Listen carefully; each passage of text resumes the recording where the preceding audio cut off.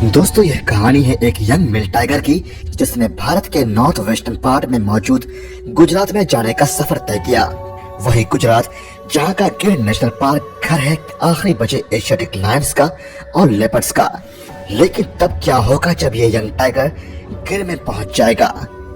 क्या यहाँ पर हमें दुनिया की एकमात्र ऐसा दृश्य देखने मिलेगा जहाँ के जंगलों में शेर, बाघ और लेपर्ड तीनों एक साथ ही रह रहे हो? ये सुनने में तो बहुत इंटरेस्टिंग लगता है, लेकिन इससे पहले तो सोचने वाली बात यह है कि क्या सच में कोई टाइगर इतने सारे लायंस और लेपर्ड्स के बीच सरवाइव भी कर पाएगा? और उससे भी बड़ा सवाल यह है कि क्या ये मेल टाइगर गिर के वातावरण में खुद को सही तरह से ढाल पाएगा या नहीं ढाल पाएगा? और आखिर क्या होगा जब ये मेल टाइगर पहुंच जाएगा गुजरात के शानदार जंगलों में, जहां पर पहले से ही एशियाटिक लायंस का कब्जा है और वहां की बादशाहत इन्हीं के हाथों में है? क्या ये टाइगर्स उन्हें चुनौती दे पाएगा? और तब क्या होगा जब आमने सामने आएंगे ये दो बीस्ट? देखना इस वीडियो में है। बने रहिएगा वीडियो के अंत तक और मुझे इंस्टाग्राम में फॉलो जरूर कीजिएगा। साथ ही चैनल को सब्सक्राइब करके बेल आइकन प्रेस करना मत भूलिएगा, क्योंकि आप देख रहे हैं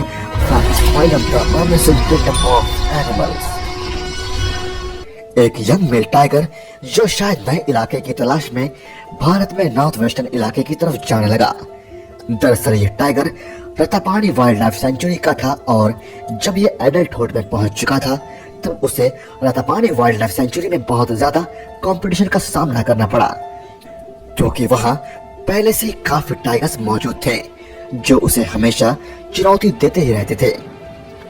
वैसे Rattapani wild life sanctuary Madhya Pradesh में मौजूद एक वाइल्ड लाइफ सेंचुरी है जहां 34 से भी अधिक बंगाल टाइगर्स रहते हैं। सबसे पहली बार इस टाइगर के इस सफर की अनुमान हुई थी 318 स्क्वायर माइल्स में फैले इस रिजर्व के इंचार्ज को, जिसके बाद वो इस टाइगर के हर मूवमेंट पर कड़ी नजर रखने लगा।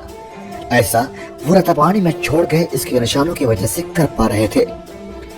सबसे पहले तो सबने सोचा था कि यह टाइगर जरूर ही सेंचुरी के बाहरी इलाके में जा रहा होगा, लेकिन बाद में तो इस टाइगर ने अपने इस सफर में सबको बेहद ही ज्यादा चौंका दिया, क्योंकि वो रत्तापानी के इलाके के भी बाहर चला गया और कई दिनों के बाद यूं ही चलते चलते वो एक जगह पर आकर रुक गया। विश्वास ना करने वाली बात तो यह थी कि उसने अब तक 300 किलोमीटर का सफर तय कर लिया था और किसी भी टाइगर के लिए इतना लंबा सफर तय कर पाना लगभग नामुमकिन ही होता है। और दूसरी दिलचस्प बात यह थी कि अभी वो जिस जगह पे आ गया था वो दरअसल मध्य प्रदेश तो नहीं था, बल्कि ये टाइगर आ पहुंचा था गुजरात के जंगलों में। वही गुजरात जहां पर टाइगर्स आज से 30 साल से पहले से भी विलुप्त हो चुके थे। कई एक्सपर्ट्स का यह मानना था कि शायद उसे रास्ते में जंगली सुअर, नीलगाय, एशिया के सबसे बड़े एंटीलोप और ऐसे ही कई जानवर नजर आए होंगे जो उसकी भूख आराम से मिटा सकते थे और वो इतने लंबे सफर में उन्हें ही खाकर जिंदा रह पाया होगा। वैसे गुजरात में ये बिल्कुल घने जंगल में नहीं रुका था, बल्कि ये इंसानों के बस्ती के बेहद नजदीक रुका हुआ था। लेकिन वो इंसानों से किसी भी तरह के झगड़ों को बिल्कुल ही इग्नोर करता था। वो दिन भर घने झाड़ियों में ही बैठा रहता था और केवल रात में ही बाहर निकलता था। ये बात है 2017 की और फरवरी का महीना चल रहा था जब स्कूल टीचर ने इस मेल टाइगर को देख लिया और उन्होंने इसकी एक फोटो क्लिक करके उसे सोशल मीडिया पे अपलोड कर दी और फिर यह खबर पूरे गुजरात में फैल गई कि यहाँ पर एक मेल टाइगर घुस आया है। इसके बाद फॉरेस्ट डिपार्टमेंट ने भी उसे खोजने की एक मुहिम शुरू की। फॉरेस्ट स्टाफ ने बहुत जगहों पर वीडियो कैमरास लगाए और बहुत जगहों पर ट्रैकर्स, और उस टीचर ने जहाँ पर टाइगर की फोटो ली थी वहाँ जमीन पे और पेड़ों पर उस टाइगर के पंजों के निशान भी फॉरेस्ट स्टाफ को दिखे। इसके 6 दिनों के बाद एक कैमरा ट्रैप में उस बिग कैट की तस्वीर आ गई। इसे देखकर अनुमान लगाया गया कि ये एक मेल टाइगर है और लगभग 6 से 7 सालों के बीच का होगा। वैसे आखिरी बार जब किसी ने भी गुजरात में टाइगर को देखा था वो साल था 1992 का। वहाँ के टाइगर्स का बहुत भारी मात्रा में शिकार हुआ था और उन्हें मारकर उनके स्किन्स और बॉडी पार्ट्स को चाइना जैसे देशों में बेच दिया जाता था। इसलिए इसकी वजह से वहाँ एक भी टाइगर जिंदा नहीं बचा। अब इस नए टाइगर के आने के बाद गुजरात के वाइल्ड लाइफ ऑफिशियल्स बहुत ज्यादा खुश थे, क्योंकि अपने गिर नेशनल पार्क के लिए फेमस गुजरात, जहां आखिरी बचे एशियाटिक लायंस और लेपर्स रहते हैं, उसे गुजरात में अब एक टाइगर भी आ चुका था। इसका मतलब ये पूरी दुनिया में अब इकलौती ऐसी जगह बन चुका था जहां लायन, टाइगर और लेपर्ड तीनों मौजूद हो। अब सबने ये मान ही लिया था कि धीरे धीरे ये टाइगर उससे 300 माइल्स की दूरी पे मौजूद गिर के जंगलों में भी पहुंच ही जाएगा। लेकिन सब इस बात को लेकर बेहद परेशान थे कि वहां मौजूद 600 एशियाटिक शेर और लेपर्स इस टाइगर को देखकर कैसा रिएक्ट करेंगे। कई एक्सपर्ट्स कह रहे थे कि अगर वहां प्रे की ज्यादा कमी नहीं हुई और चाहे इनके इलाके छोटा ही क्यों ना हो, तब भी ये तीनों शिकारी यानी कि लायन, टाइगर और लेपर्ड वहां साथ में रह लेंगे। गिर नेशनल पार्क 505 स्क्वायर माइल में फैला एक विशाल नेशनल पार्क है, जहां ट्रैक, एकाशिया और बनियान ट्रीज के साथ साथ कई झाड़ियों की प्रजातियां और ग्रासलैंड्स भी पाए जाते हैं। ऐसा जगह टाइगर्स के लिए बहुत अच्छा था। ऐसे में ये आराम से घात लगाकर यहाँ मौजूद सांबर डियर, नीलगाय और वाइल्ड बॉर्स को पकड़ सकते हैं। गिर में ज्यादातर ऐसे ही जानवर हैं जिसका शिकार लायन और टाइगर दोनों ही कर सकते हैं। हमारे प्राचीन भारत में देश के कई हिस्सों में लायन और टाइगर दोनों साथ साथ रह सकते थे। इसके साथ ही केवल हमारे ही देश में नहीं बल्कि वेस्टर्न और सेंट्रल एशिया के कई जंगलों पर भी ये दो एपेक्स प्रेडेटर्स एक साथ ही रहा करते थे।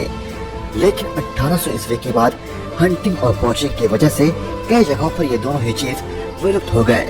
इसके साथ ही इन्होंने अपने कई इलाकों और शिकार को फार्मिंग, टिम्बर हार्वेस्टिंग, रोड्स और नई बस्तियां बसाने की वजह से खोते जा रहे थे। वैसे ये सिलसिला तो आज भी थमा नहीं है।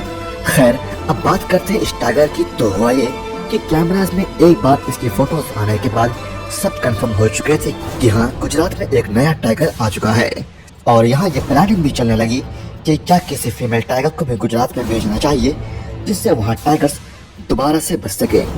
सब इस टाइगर के आने से बहुत खुश थे, लेकिन ये खुशी ज्यादा दिनों तक नहीं चली। उस टीचर के टाइगर की फोटो लेने के 2 हफ्ते बाद ही महिसागर के जंगलों में इस टाइगर की डेड बॉडी मिली। उस समय तो सब यही सोच रहे थे कि जरूरी ये किसी पोचर का काम होगा, लेकिन बाद में उसे करीब से देखने के बाद उसके शरीर पर कोई भी घाव के निशान नहीं दिखे, जिससे सबको यह तो यकीन हो गया कि यह किसी शिकारी का काम तो बिल्कुल भी नहीं था। कुछ दिनों पहले इस टाइगर ने एक मवेशी का शिकार करने की कोशिश की थी, जिसके बाद गांव वालों ने उसे वहां से भगा दिया था। अब इस बात से फॉरेस्ट डिपार्टमेंट को लग रहा था कि जरूर ही इसे जहर देकर मारा गया होगा।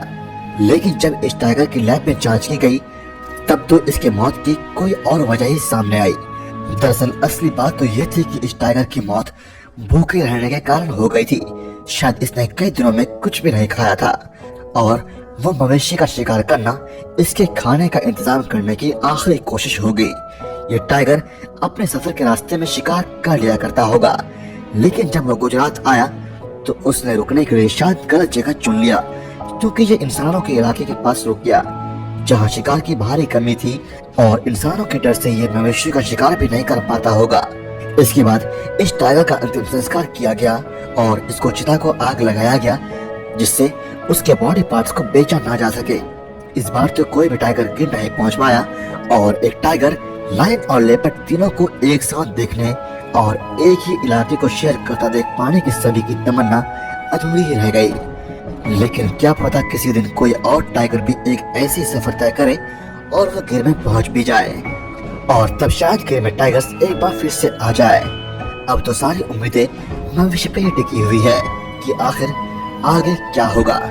दोस्तों, आपको क्या लगता है अगर कोई टाइगर गिर के जंगलों में आए तो क्या होगा? कमेंट में मुझे जरूर बताइएगा और वीडियो अच्छे लगे तो लाइक करना मत भूलिएगा और मुझे इंस्टाग्राम में फॉलो जरूर कीजिएगा। Thank you so much guys.